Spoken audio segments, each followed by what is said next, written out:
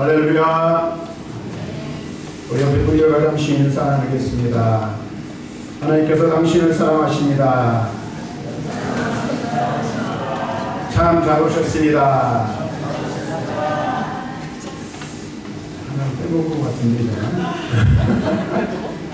예.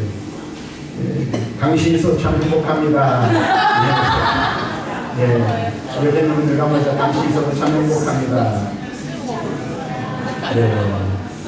이렇게 실수도 가끔가다 합니다. 오늘 드리려고 하는 말씀이 그런 말씀입니다.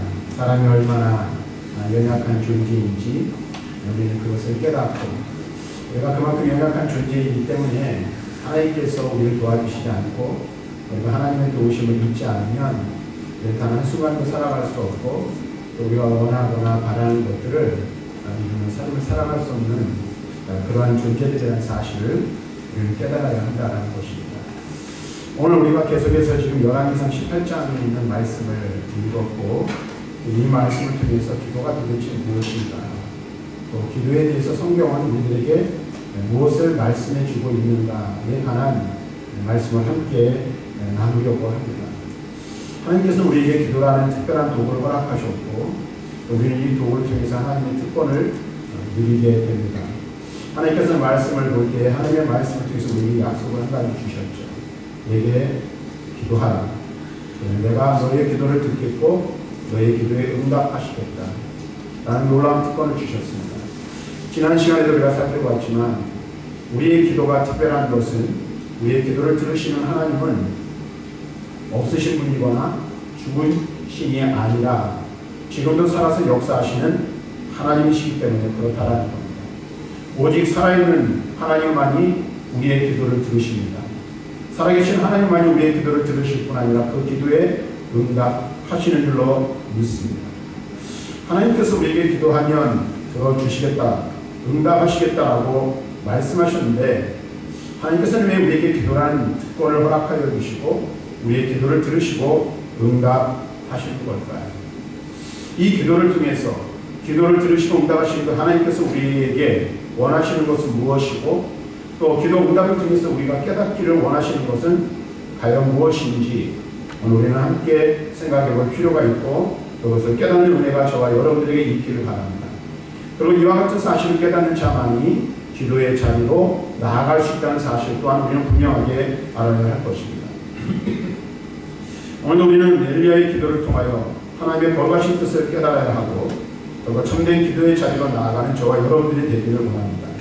우리가 이미 앞에서 여러 번 살펴보았지만 하나님께서는 엘리야를 부르셨고 그를 아합에게로 보내셨습니다. 그리고 아합에게로 보내시면서 바알과 아세라의 선지자 850명과 갈멜산에서 전투하도록 하십니다. 그리고 그 일들을 통해서 하나님께서는 무엇을 나타내시기를 원하셨습니까? 하나님의 하나님 되심을 하나님의 거룩한 백성들이 알기를 원하셨고 그것을 고백하기를 원하셨습니다. 그래서 하나님께서는 엘리야라는 선지자를 부르시고 그를 아합에게로 보내시며 갈멜산 위에 서게 하신 것입니다.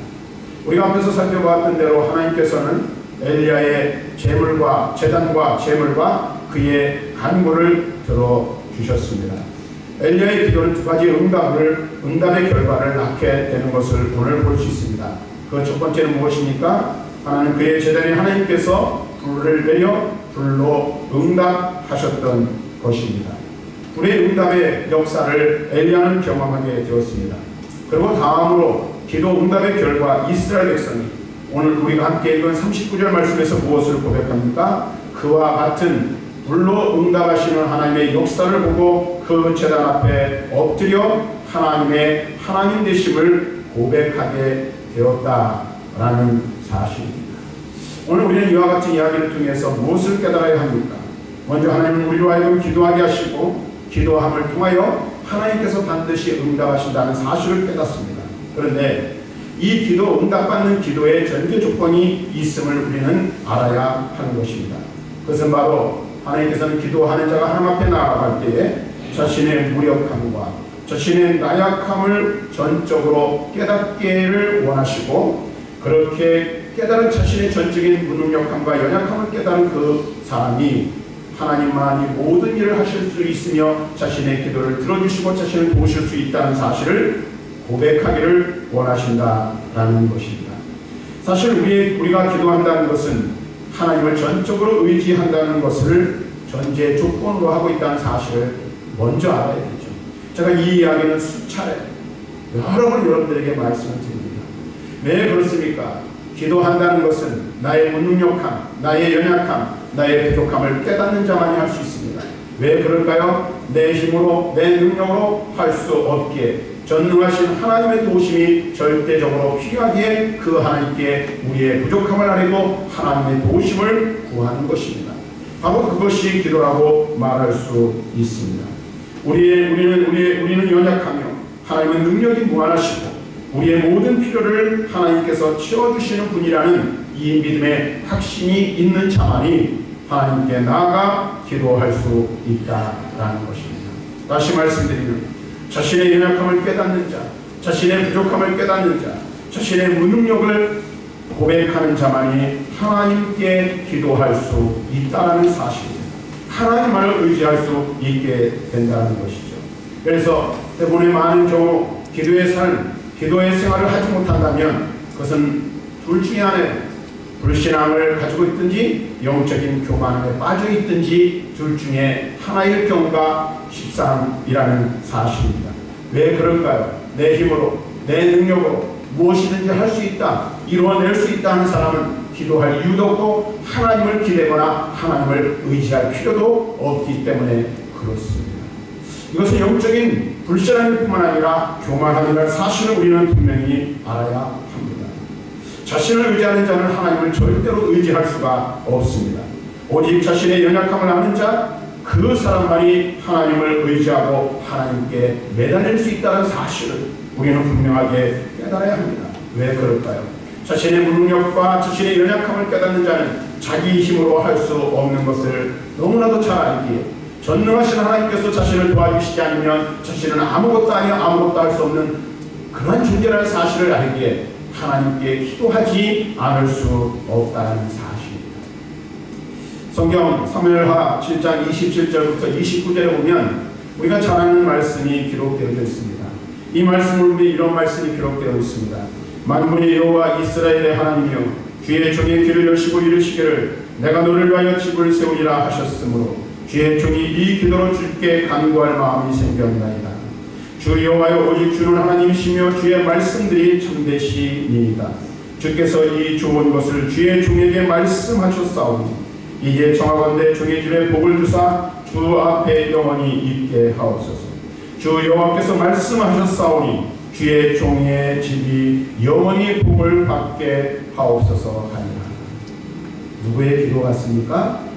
바로 이스라엘의 위대한 왕 다윗의 기도, 다윗의 간구입니다.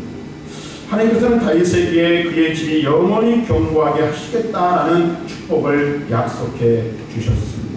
그래서 하나님의 축복의 약속을 받고 드린 기도가 바로 사무엘하 7장 27절부터 29절의 내용입니다. 그 앞에 또 물론 말씀이 더 기록되어져 있습니다. 다윗은 18절 이하의 말씀에 보면 자신은 보잘것없고 아무것도 아니라는 고백을 하고 있는 것을 볼 수가 있습니다. 그리고 오늘 제가 금방 읽어드린 이 말씀에도 보면 하나님의 약속의 말씀을 의지하여 하나님의 복주심을 기대하는 간구를 드리는 것을 우리는 보게 됩니다. 여러분들이 떠올리는 다윗의 이미지는 어떻습니까? 골리앗을 물리치고 이스라엘의 전무후무한 위대한 임금, 위대한 왕, 모든 전투에서 승리한 용맹한 군사, 장수로 우리는 기억할 수가 있습니다. 그리고 또 하나님의 마음에 아파요 하나님께서 그가 어디로 가든지 형통하게 하셨다는 사실을 우리는 너무나도 잘 압니다. 그럼 여러분 한번 생각해 보십시오. 다윗이 이와 같은 고백, 특별히 하나님의 축복의 약속을 받고 그 약속의 말씀에 의지하여 하나님께 복을 간구하고 있는 그의 모습을 보면서 여러분들은 무엇을 생각합니까? 지금 그는 하나님 앞에 인정받고 위대한 왕으로 자리매김하고 있는 그런 가운데 있습니다. 그런데 그가 자신을 의지하지 않고 하나님의 약속의 말씀을 따라 하나님이 주실 복을 기대하며 그것을 간구하고 있다는 사실. 오늘 우리가 성경을 읽고 내려가다 보면 다윗이 하나님 마음이 아파다라고 신약의 성경의 저자들이 그것을 기록하고 있는데 무엇이 하나님 마음에 합하였을까? 한번 곰곰이 생각해 보시기를 바랍니다. 그가 본래부터 위대한 왕이었습니까? 뛰어난 용사였습니까? 성경은 그렇게 이야기하지 않습니다. 원래 그런 위대한 임금이 아니었습니다. 위대한 용사도 아니었습니다. 아버지의 양을 지키는 보잘것없는 어린 목자에 불과하였습니다. 그러한 다윗을 하나님이 택하시고 그에게 성령을 부어주시고 그에게 복을 내려 주셨습니다. 그리고 성령이 임할 때 그가 하나님의 영으로 충만하여 지혜와 용명함이 뛰어나게 되었습니다. 그래서 그의 가는 길마다 그의 형통한 삶을 살 수 있었고 모든 환난과 어려운 일들을 이겨낼 수 있었다는 사실입니다.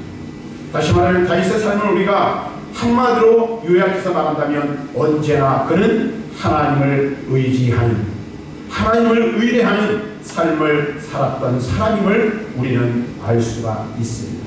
그래서 여러분들이 성경을 읽어 내려가다 보면 또 발견하는 게 있어요. 그것이 무엇입니까? 어떤 전투에 나가든지 다윗은 그 전투에 대하여 전투에 임하기 전에 하나님께서 이 전쟁을 허락하시는가 허락하지 않는가 묻는 것을 볼 수가 있습니다. 그리고 오직 하나님께서 허락하신 전투에 나아감으로 말미암아 그 전쟁에서 승리할 수 있게 되는 것을 우리는 성경을 통해서 볼 수 있습니다. 이것은 무엇을 의미합니까? 하나님과의 깊은 영적인 교제가 그에게 있었고 그 교제를 통하여 전능한 하나님의 거룩하신 뜻을 깨달아 그 뜻 앞에 순종할 때에 그는 형통한 삶을 살았다는 사실을 우리는 알 수 있다는 것입니다. 여러분 보십시오. 다윗은 위대한 임금의 자리에 있었음에도 불구하고 여전히 자신의 연약한 존재라는 사실을 깨닫고 하나님을 전적으로 신뢰하며 의뢰하였던 사람입니다. 그러므로 그는 늘 하나님 앞에 구하였고 하나님의 도우심을 얻을 수 있었던 것입니다. 사사기 6장부터 8장에 보면 또 한 사람이 등장합니다. 여러분들이 잘 아는 한 사람이 등장하는데 그 사람은 다른 사람이 아닌 바로 기드온이라는 사람입니다. 여러분은 기드온의 삶을 잘 살펴보십시오. 그때 미디안 기드온이 하나님의 부르심을 받기 전에 이스라엘 백성들은 미디안 족속으로 인하여 큰 괴로움을 당하고 있었습니다. 이 기드온도 부르심을 받을 때에 얼마나 미디안 족속이 두려운지 포도즙 틀 아래에서 미디안 족속의 눈을 피하여 몰래 이를 타작하고 있었습니다. 뿐만 아니라 그는 하나님의 부르심을 받아 사사로 부르심을 받고 하나님께서 첫 번째 하신 명령이 뭐냐면 그의 아버지와 마을 사람들이 섬기는 바알과 아스라의 단을 회파하고 그 제단의 그 우상을 깨뜨려 그것으로 화목을 삼아 제단에 제물을 드리는 일이었습니다. 그런데 성경은 뭐라고 말하는지 아십니까?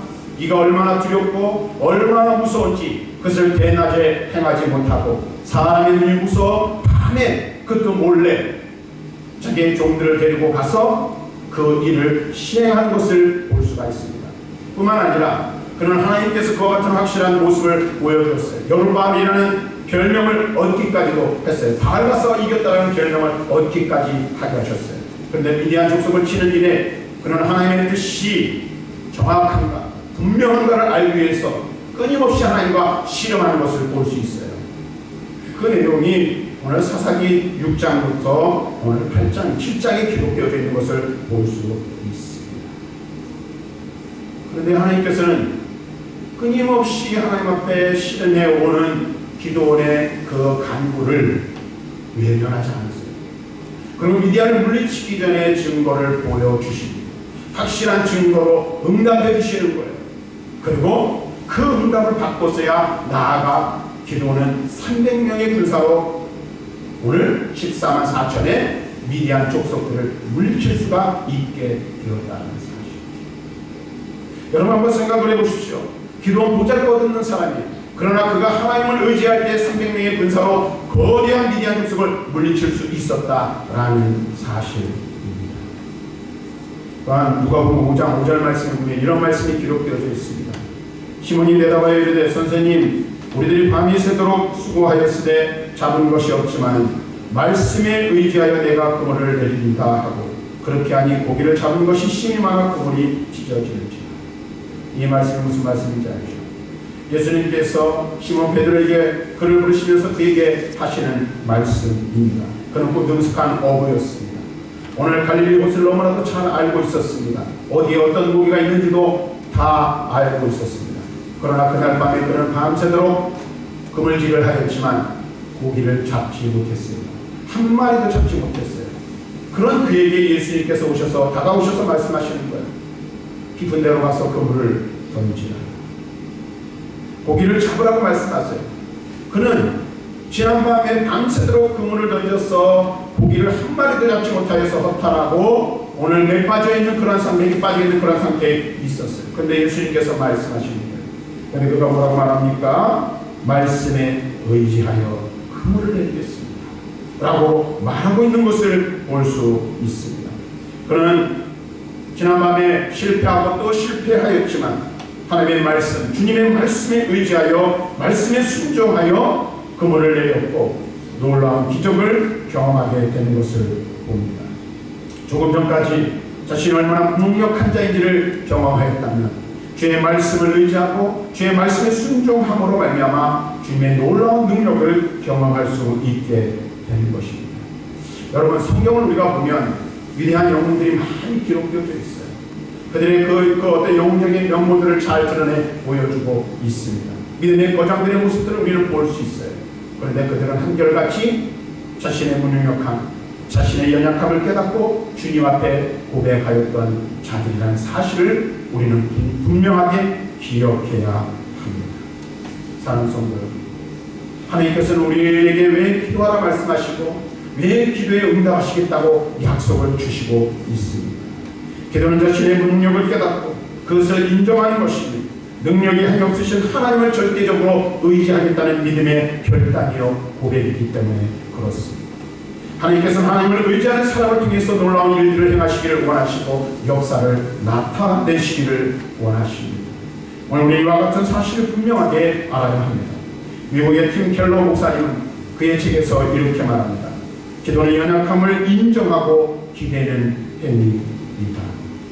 기도를 드린다는 건 자신의 참담한 실상이 앞으로도 변할 여지가 없어서 무엇을 하든 하나님을 의지할 수밖에 없음을 받아들인다는 말이다 라고 정의를 내리고 있습니다.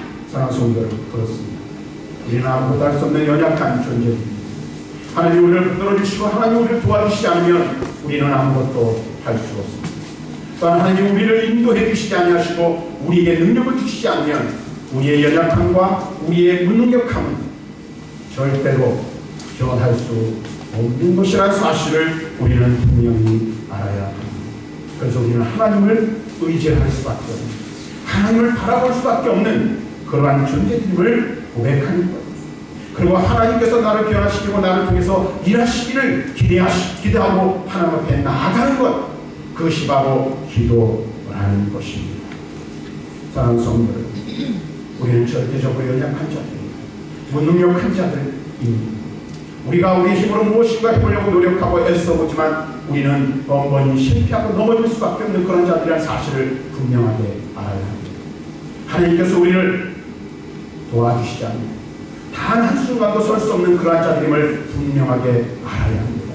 그리고 그것을 고백하며 전능하신 하나님, 모든 것에 무한하신 능력을 가진 그 하나님께서 나를 도와주시고 나를 붙들어주시고 내 삶을 인도해 주시기를 바라며 간구하고 나아가야 할 줄로 믿습니다. 하나님께서는 저와 여러분의 기도를 통해 자신의 연약함을 고백하고 전적으로 하나님만을 의지하고 하나님만을 신뢰하기를 원하고 계십니다. 엘리야의 간구는 하나님의 하나님 되심을 고백하는 그런 기도였음을 우리는 알아야 합니다.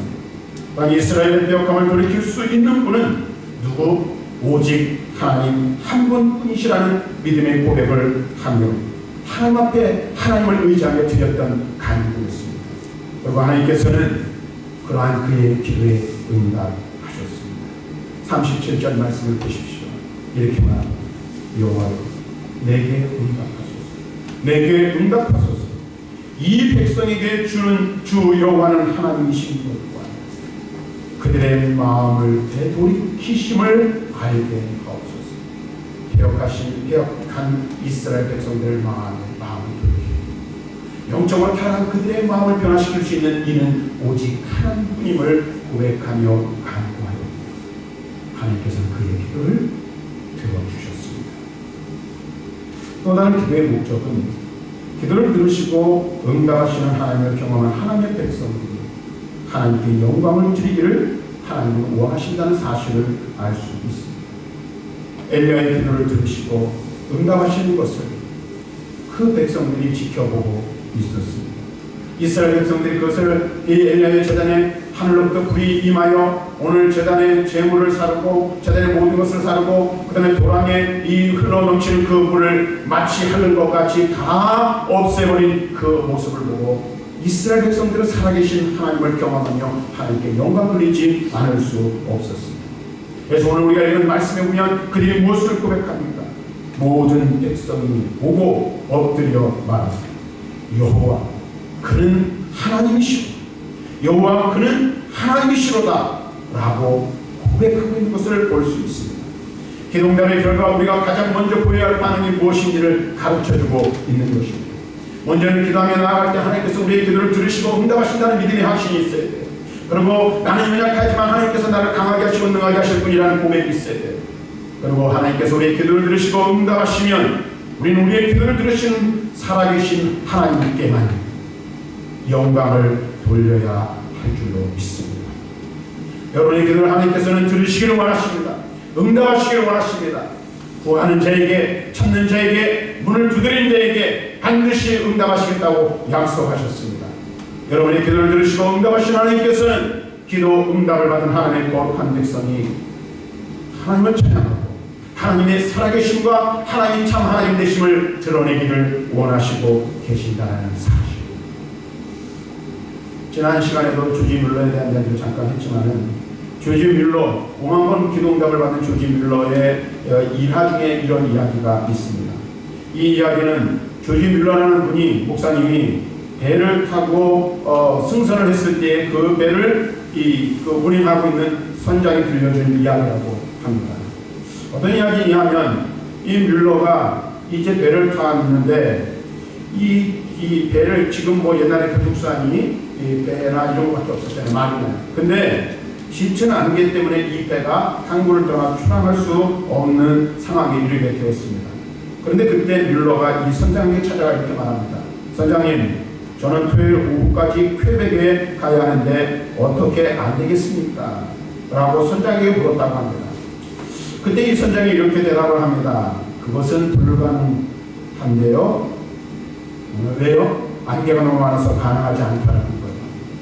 그랬더니 오늘 이 선장에게 조지 뮬러 목사님이 이렇게 얘기했다고 합니다. 선장님, 나는 57년 동안 나의 하나님을 알고 지내왔소. 그리고 지금까지 기도해서 나의 왕이신 하나님과 접견하지 못한 적이 단 한 번도 없었어. 자, 우리 함께 기도합시다. 여러분 같으면은 제가 만약에 여러분들에게 이렇게 이야기를 한다면 어떻게 하시겠습니까? 이 선장의 속으로 불신자니까 그런 얘기했어요. 이 사람이 미쳤나? 정신이 있는 건가? 다시 말해 미친 사람으로 생각을 했다라는 거예요. 근데 이 뮬러에게 이 선생님이 또 이렇게 묻는 거예요. 그런 마음을 가지고 이 안개가 얼마나 짙은지 아십니까? 라고 묻는 거예요. 다시 말하면 불가능한 일이란 거죠. 불가능하다는 얘기예요. 그랬더니 오늘 이 뮬러가 이 선생에게 이렇게 말합니다. 아니요, 나는 모릅니다. 나의 눈은 안개의 농도에 있지 않소. 나의 눈은 바로 나의 모든 삶을 지배하는 하나님께 있소. 라고 이야기를 하고 무릎을 꿇고 하나님 앞에 간단하게 기도를 하였다고 합니다. 기도를 마치고 이 뮬러 목사님이 일어나면서, 자, 선장님, 이제 일어나시오. 그리고 문을 열고 안개가 걷힌 것을 보시오. 라고 했다고 합니다.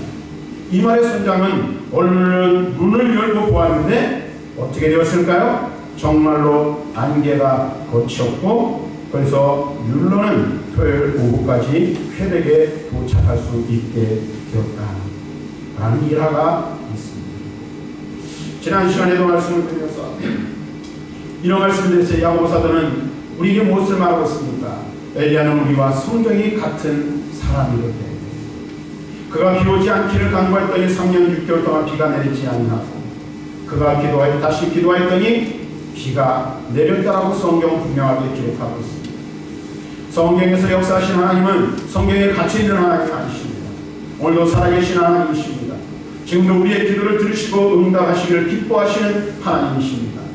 하나님의 거룩한 백성이 하나님 앞에 기도하며 나아갈 때 하나님께서는 그 기도를 들으시고 응답하심을 통하여 나는 살아계신 하나님이다 라고 오늘 하나님의 거룩한 백성들이 그 하나님 앞에 찬송하고 고백하기를 기뻐하시는 분이신 줄로 믿습니다. 사랑하는 성도 여러분, 하나님은 살아계십니다. 살아계신 하나님께서 우리의 기도를 들으시고 우리의 기도에 응답하시기를 기뻐하십니다. 바로 그 하나님 앞에 기도하는 저와 여러분들이 될 수 있기를 바랍니다. 우리는 비록 연약합니다. 부족합니다. 모자란 것 투성입니다. 무능력합니다. 그러나 우리 하나님, 나를 부르시고 나를 구원하시며 나를 자녀 삼아주신 그 하나님은 능력이 한이 없으십니다. 바울이 오늘 말씀만 말하고 있는 것처럼 오늘 무엇을 이야기하고 있습니까? 우리의 구하거나 생각하는 것에 더 능히 넘치도록 하실 하나님이시라고 분명하게 우리에게 말씀해 주고 있습니다. 내 생각과 내 지략을 뛰어넘는, 인간의 한계를 뛰어넘는 분이 바로 우리 하나님이시며 그 하나님이 바로 나의 하나님, 우리의 하나님이라고 분명하게 약속해 주시고 있습니다. 그 하나님이 말씀하십니다. 기도하라. 기도하라. 내가 듣겠다. 응답하겠다. 내가 역사하겠다. 내가 하나님됨을 너희의 삶을 통해 나타내 보여주겠다 말씀하고 있습니다. 사랑하는 성도 여러분, 우리 하나님은 지금도 살아서 역사하시는 하나님을 기억하고 그 하나님 앞에 우리의 모든 형편과 처지를 아뢰며 나아가 우리의 기도를 들으시고 응답하시는 하나님 앞에 기도하고 간구하고 기도문에 놀라운 은혜와 축복을 받아 누리기를 바라고 그 하나님을 찬양하며 경배하는 복된 자들에 이르는 저와 여러분들이 될 수 있기를 주님의 이름으로 간절히 축원합니다.